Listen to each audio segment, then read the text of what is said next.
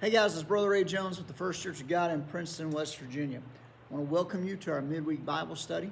Thank you so very much for taking time out of your busy schedule to be a part of this time of online learning and growing together in the faith. I am thrilled that you're going to let me be a part of your spiritual development, and I'm grateful that you are a part of mine as well. Tonight we are going to pick up our study in the life of the character of Esther and the book of Esther. Please remember that one of the resources I am using to put these lessons together is Chuck Swindoll's book about Esther. It's called Esther, a Woman of Strength and Dignity. I highly recommend this book. If you've never read it, you may want to pick up a copy and check it out for some further research, okay? So tonight, as we are getting into this study, we're going to be looking in Esther, the second chapter, verses 5 through 20. And I want us to think for a moment together tonight about how God has seen fit to work through so many different women throughout history in general and Bible history in particular. Let's reflect on a few of those real quick. The first, of course, would be Eve. She is the mother of us all, and a very prominent woman, of course, throughout all of history. Then there would be in the Bible Sarah, the faithful wife of Abraham, who bore him Isaac when she was well advanced in years. A remarkable work of God through that woman's life. Then there is Jochebed. This was the mother of Moses, who protected her son and then followed God's plan for him to be raised in Pharaoh's court. That had to take a lot of grace on her part and strength to do all that she did. Then we read later on in the scripture about this woman named Hannah. That's the mother of Samuel, who prayed for a child and promised to return him to the Lord's service. She was a very faithful woman of God. Then there's Abigail. We read about her and studied about her not too long ago in one of these lessons. Abigail was the wife of Nabal, and she had enough wisdom about her to right her husband's offense to David and then convince David not to act rashly. Wonderful woman of God. You come into the New Testament and we read about Elizabeth. This is the mother of John the Baptist, who bore him when she, like Sarah, was well advanced in years. And she raised John the Baptist and just had a remarkable role in the story of God and the story of the nativity and everything, leading up to that. Then there's Mary, of course, the mother of Jesus. This is the one who bore the glory, the shame, the joy, and heartaches of bringing our Savior into the world. And what a significant role that Mary played in Bible history. We also read in the New Testament of a lady named Eunice. This is the mother of Lois, who was the mother of Timothy. And both of them influenced young Timothy's faith. Then skip back again to the Old Testament and let's talk for a moment, and for several minutes, about Esther. This is a young orphan girl used of God to foil an evil plan to exterminate God's people while they were exiled in Persia. She is the one we're studying in this series of lessons, and we want to get a quick review of what got us to this point and then move on from there tonight. So you remember when we began last week that King Ahasuerus has banished his queen Vashti because she refused to show off her beauty at his big drunken party. Now the king is lonely and he's looking for a new queen. And there's a competition that is set forth in order to find this queen. Now, if you read in Chuck Swindoll's book, you will find that he references the historian Josephus, who describes what this competition would have looked like. Let me read that for us. There were as many as 400 women involved in this rather remarkable competition. They would have a year in which to polish every seductive art, to enhance their beauty by pampering their bodies and applying the art of costume and cosmetics. Ultimately, it was intended that elegance, charm, physical beauty, and romance would carry the day. Each of them would spend a night with the king, and then he would make his choice. In modern day versions, you would think of maybe like The Bachelor, okay? Only this is The Bachelor on steroids. But Esther, by God's divine providence, was one of those 400 women taken into this competition. Let's recall in Esther, the 2nd chapter, beginning at verse 5, a little bit of how that went down. In Shushan, the citadel there, was a certain Jew whose name was Mordecai, the son of Jair, the son of Shimei, the son of Kish, a Benjamite. Kish had been carried away from Jerusalem with the captives who had been captured with Jeconiah, king of Judah, whom Nebuchadnezzar, the king of Babylon, had carried away. And Mordecai had brought up Hadassah, that is Esther, his uncle's daughter, for she had neither father nor mother. The young woman was lovely and beautiful, and when her father and mother died, Mordecai took her as his own daughter. So it was, when the king's command and decree were heard, and when many young women were gathered at Shushan the citadel under the custody of Hegai, that Esther also was taken to the king's palace into the care of Hegai, the custodian of the women.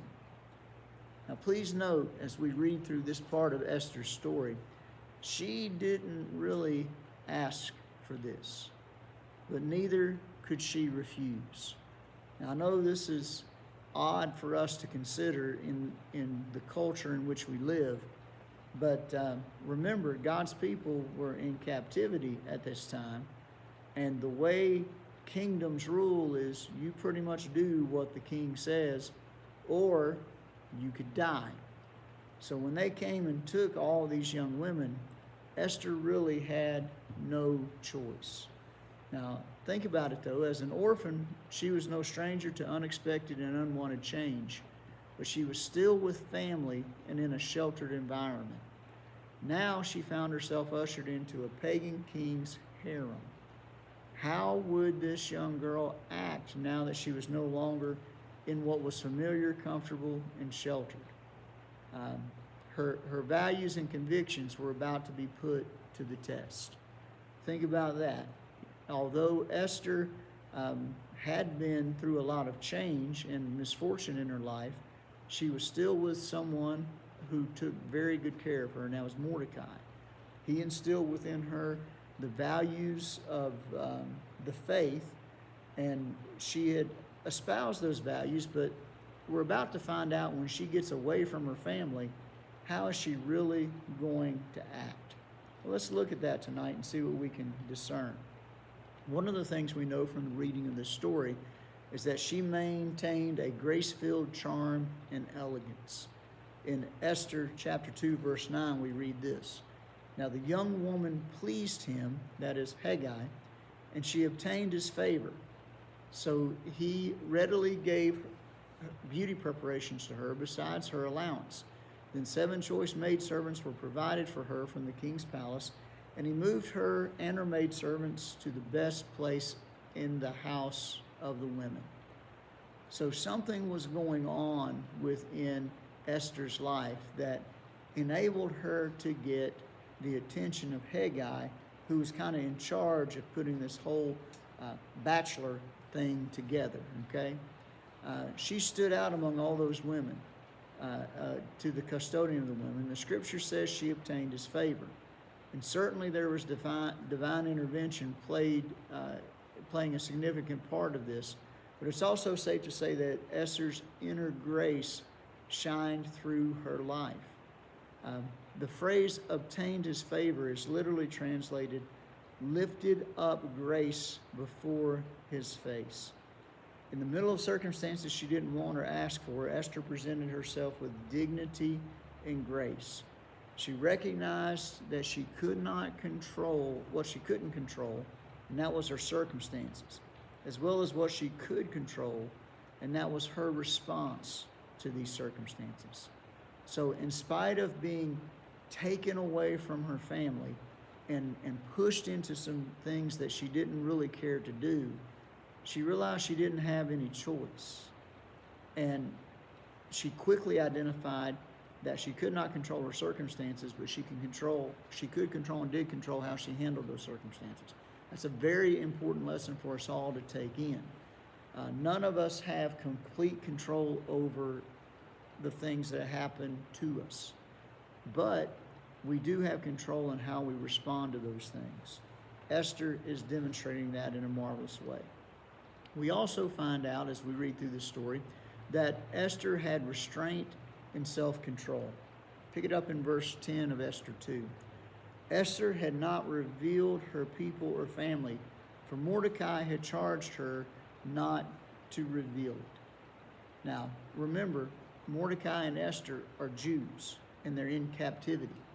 And Mordecai used some wisdom here in telling Esther, you just need to be quiet right now about your nationality. You don't need to disclose that in the moment. Now, she never lied, but she was not, she just didn't volunteer any information that she wasn't asked about. And she remembered this counsel of her guardian Mordecai, and she kept her mouth shut about her ancestry. She could have easily thought at this point, you know what, I'm on my own. I don't care what Mordecai had to say.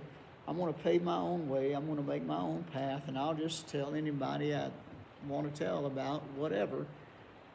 But she didn't do that.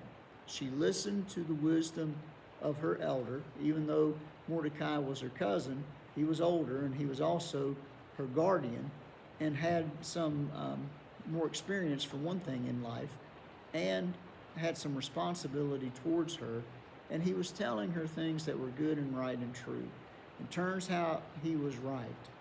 Had she revealed her nationality, it would most likely have been used against her by the other competitors in this little competition. Can you imagine 400 women fighting for one position to be the queen? Now, no offense, ladies. I'm not sure guys in the competition are going to be any better. But I've seen some sisters who have competed for some things.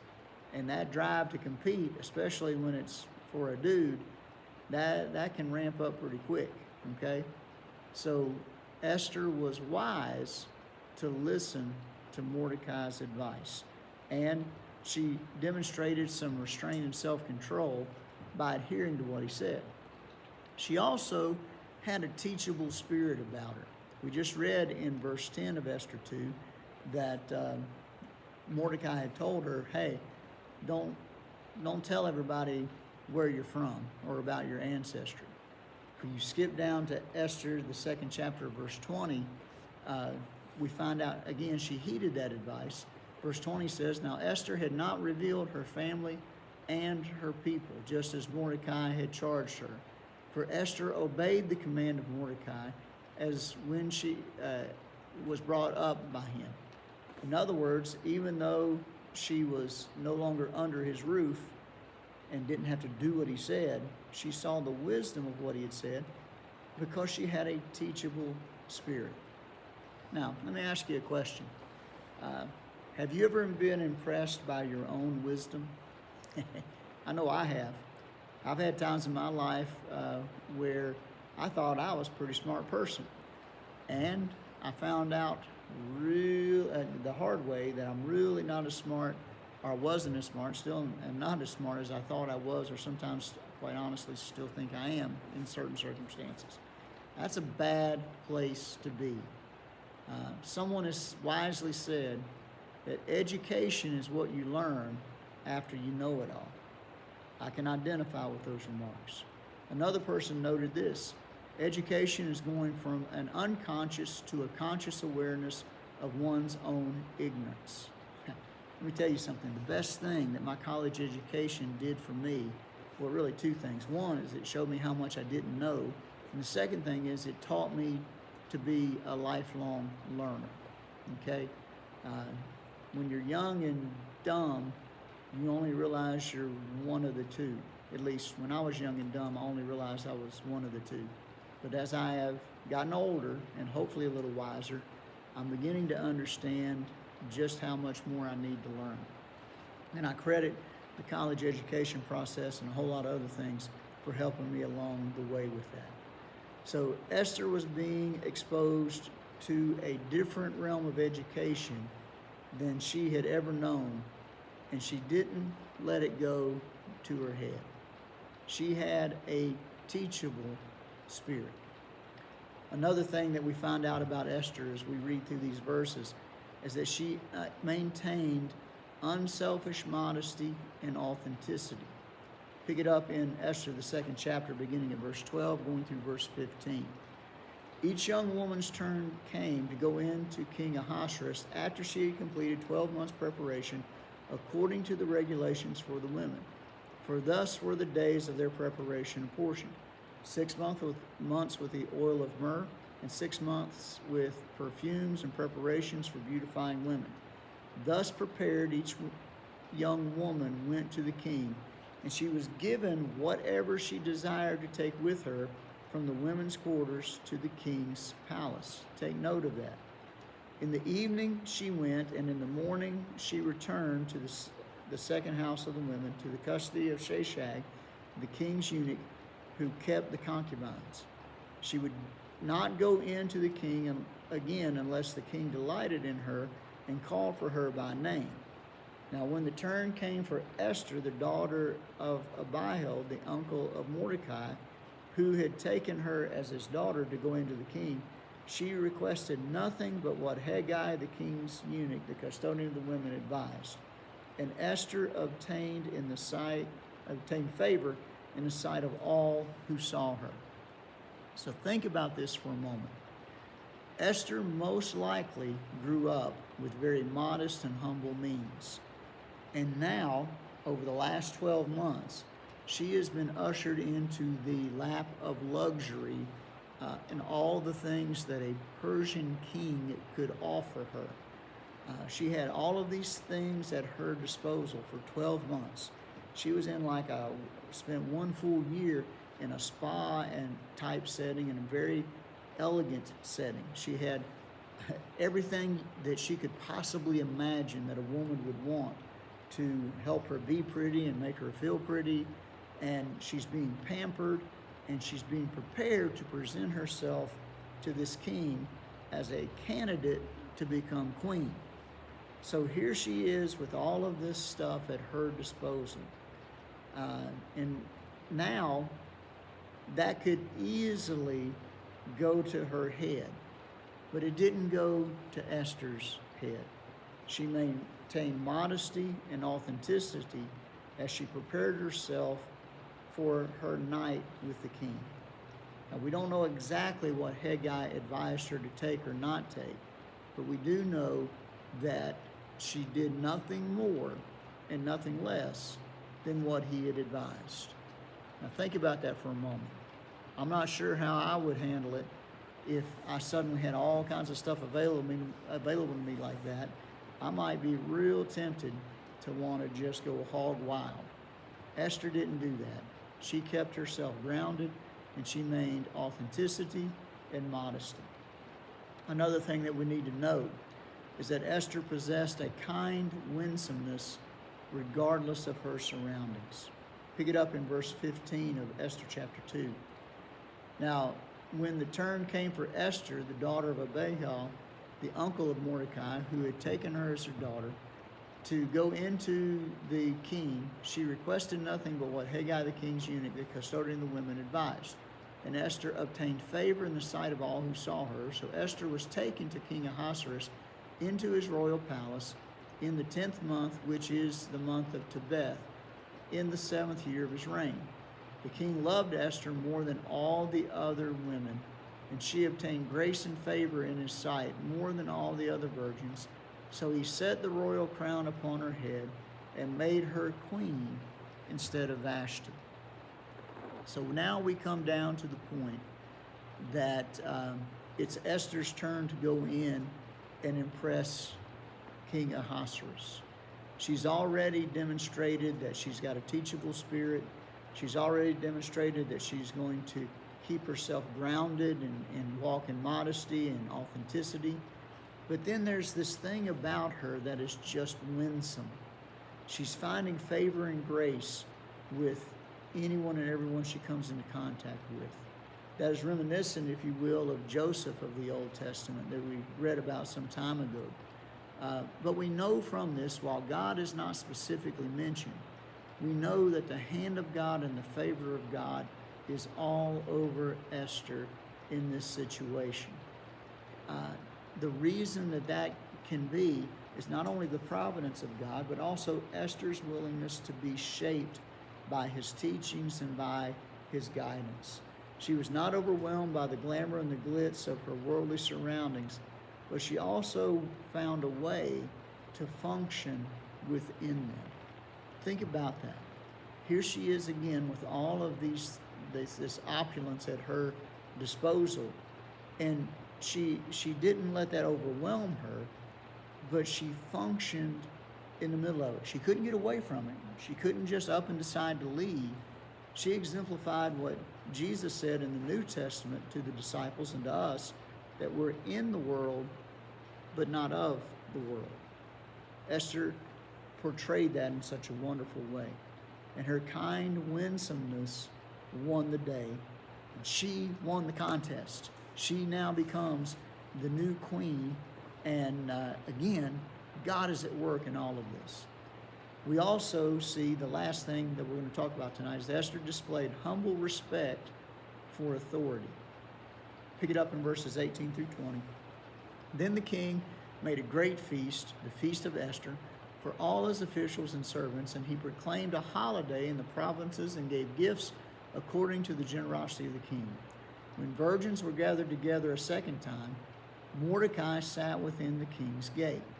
Now Esther had not revealed her family and her people, just as Mordecai had charged her, for Esther obeyed the command of Mordecai as when she was brought up by him. We highlighted that just a minute ago, but we want to just end with that tonight and discussing that for just a moment. Even though Esther is now the queen, she's in a position of authority, really. She can't give orders greater than anything the king would give, and whatever the king says is going to reign supreme in that kingdom. But she is now his queen. She can boss a lot of people around. Even if she can't boss everybody around, she can boss a lot of people around. And she's not letting that go to her head. She is in an exalted position and just has received this position, but we see thus far that she hasn't forgotten her raising. She still remembers Mordecai's words, and she's still honoring the good thing that Mordecai had told her. Even with the crown on her head, she didn't forget her upbringing and her raising.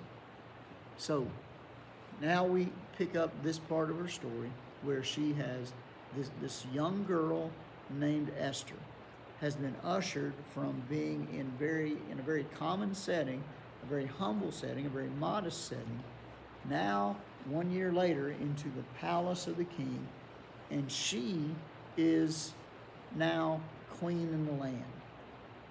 And please remember, God is ordaining all of this and orchestrating every bit of this for a purpose. Now, if you read on ahead, you're going to find out more of how that purpose unfolds. But remember, when we read in the Bible, it's real easy for us to read just a few chapters and see the events that take place, and we act as if these things took place very, very quickly. In this particular case, it's been over a year from the time that Esther is taken to the time that she becomes queen.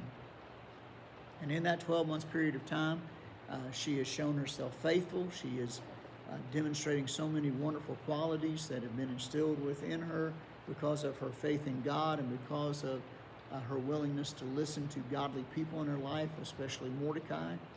And now we're going to see this story unfold and see God continue to do a great work in Esther and also through Esther.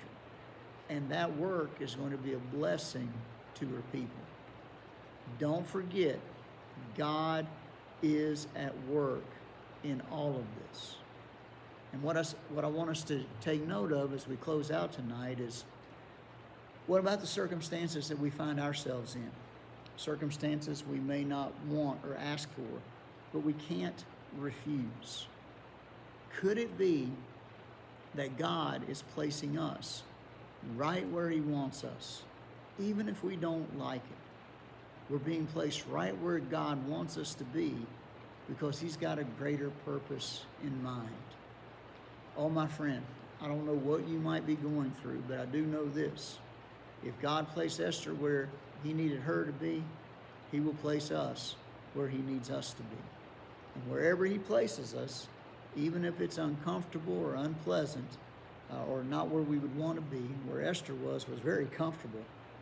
It may be pleasant in certain ways, but she was no longer with her family, and she probably wouldn't have chosen to be there. But the thing is this: God's at work, and His hand can be seen through all of the things that are going on. And we're going to unpack more of that as over the next few weeks. Wherever you are, and whatever your circumstances may be, even if you didn't get to choose them, and even if you'd like to get out of them, I hope that you will trust God and allow Him to do a work in you so that He can do a work through you. Thank you for your time. God bless you, and have a great evening.